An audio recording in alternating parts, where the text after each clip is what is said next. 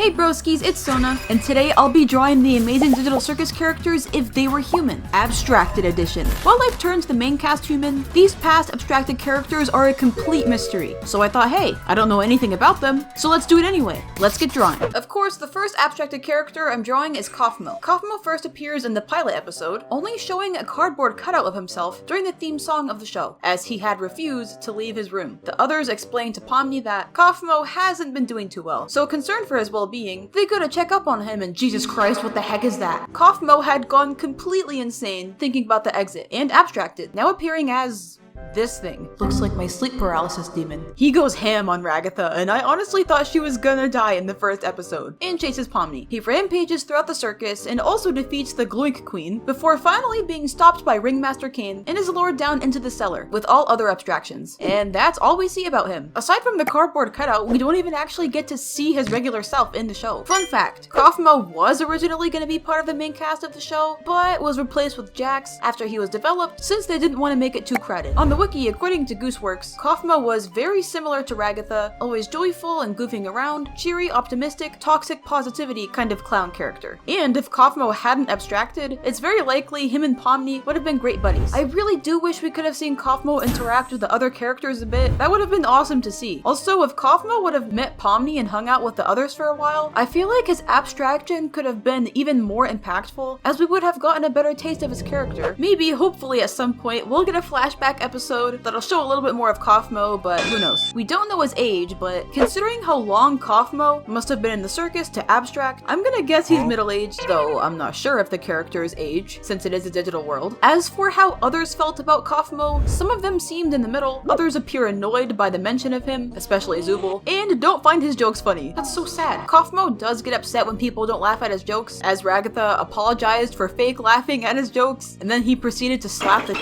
out of her. It could be that Kaufmo was lonely, and since he started isolating himself, he felt even more alone. This could have played a big part in him going insane and abstracting. In the real world, I imagine Kaufmo as a middle-aged dude who probably works some type of office job and likes to crack jokes to make others smile, but also to cope with life. Just like in the circus, I imagine his co-workers would be very annoyed by his bad jokes. I also found it interesting how Kaufmo actually fit his costume. I know a lot of the avatars are random, but Kaufmo does joke around like an actual clown would. In his human form, I tried giving him a similar stature to his avatar, but it ended up looking completely masked by his clothes, so yeah. But he does have a chubby belly under there. Anyways, I gave him some scruffy blonde hair, as well as bags under his eyes and some chin stubble. This is to kind of represent that he is slowly losing his sanity while trying his best to be his positive self. He's wearing a blue collared dress shirt paired with a bright yellow vest. As you can see, I am mostly keeping the original color palette. I've stated before in my other Digital Circus videos that I'm aware there's a good chance they don't actually look anything like their avatars in real life, but I still wanted to keep it similar to their original design while adding elements I believe would fit them in real life based on their unique characteristics. Below, he has old style red and white striped joggers with high-rise socks and dress shoes. In his pocket, I put a little tissue that he keeps with him that has some bad jokes written on it, cause why not? On the side, I doodled a little sketch of Kaufmo at work holding a cup of coffee while talking to his boss. Why did the chicken cross the road? You're fired! I thought that was really funny. Anyways, here is my human Kaufmo. He's a goofy guy. Let me know your thoughts in the comments.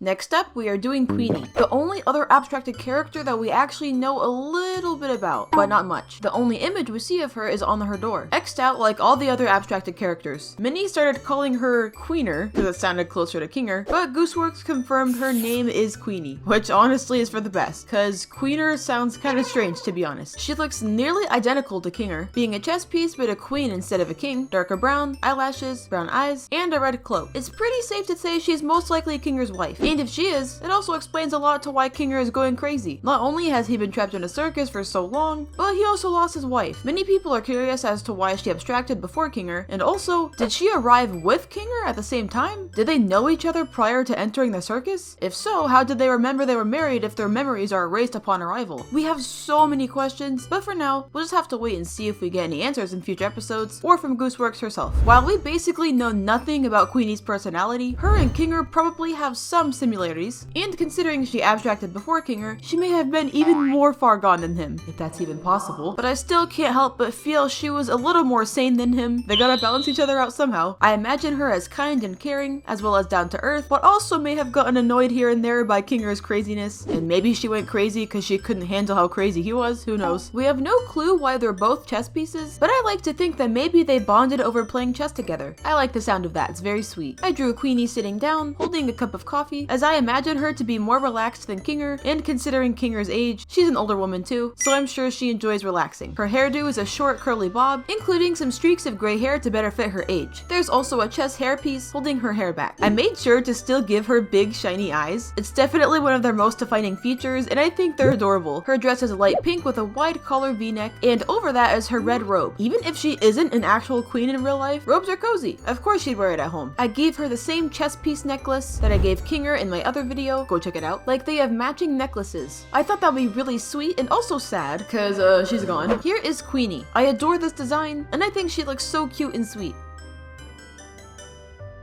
Next up is this character, crossed out on one of the doors, along with many other abstracted characters we see as Pomni and Ragatha walk down the halls. And that's it. Aside from this single photo, we know nothing about them, not even their name. Many people believe this character is a fuzzy anteater, or an anteater type creature, which I can see at first glance, but I'm like 99.9% sure this is actually supposed to be a worm on a string. You know, those goofy looking cat toys. If you compare them, they look nearly identical, especially the eyes and the mouth. Also, anteaters are terrifying, and this is cute, so it couldn't be an anteater. Plus, practically the entire cast is based off of 80s and 90s toys, so it makes more sense for it to be a worm on a string, as they're fairly old too. I'm sure there's fan theories about this character, but as of right now, there is no further info on this character, unfortunately, so I gotta improvise. When it comes to the avatars in the circus, many have theorized they all have a reason for looking the way that they do. For example, many people believe Ragatha appears in the circus as a doll because she was used in the human world and tossed aside, like a musty old rag doll that no one wants anymore. And Jax may be a rabbit to display his mischievous and mysterious characteristics. And Gangle is a comedy and tragedy mask because she has mood swings and she's fragile. There could be many reasons why the characters look the way they do, and there's a chance the avatars aren't completely random and serve an actual purpose to their character. Just like there may very well be a reason why this avatar is a worm on a string. Worms on a string is a common cat toy, which my cats love to attack. Worms are also often considered feeble due to their size and body. A possible reason this person appeared as a worm in the digital world could be that they were an easy prey, weak and fearful. The string part could also have meaning, maybe that they're easily controlled, or may have been trapped in a bad situation. I know this is a lot to theorize over something so silly, but with no further info on this character, I gotta think outside the box. So for my design, I wanted to portray a very silly character, cause these guys are very silly, and I also imagine them to be very kind and joyful, yet timid. Their color palette gives off good positive vibes, and I generally imagine them as a very happy character just by looking at them, although they didn't stay happy for long, and that's why they abstracted. I have seen many people assume this character is probably a dude, which I thought too at first. They just give off silly boy vibes, but if you look closer at their photo, very faintly, you can see a small glimpse of another detail under the X, which I presume to be eyelashes. And look, I can already see the comments now. Oh my god, so Una is saying men can't have eyelashes.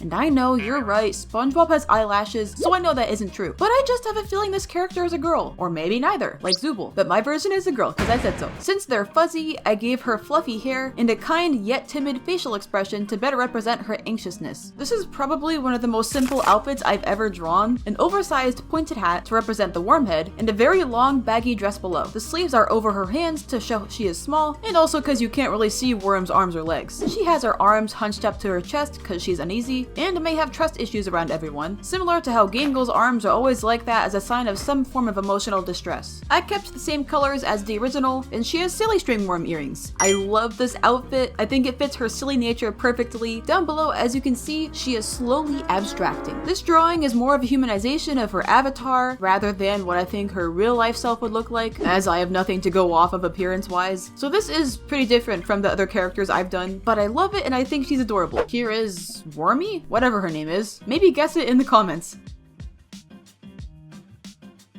Thanks broskies so much for watching. I had a lot of fun drawing the abstracted characters if they were human, and it was a little bit of a challenge, considering I didn't know much about them. But I hope you enjoyed, and please let me know your thoughts in the comments, and your favorite one I drew. If you want to see more amazing Digital Circus videos, or maybe even a part 2, leave a like and subscribe. Okay, bye!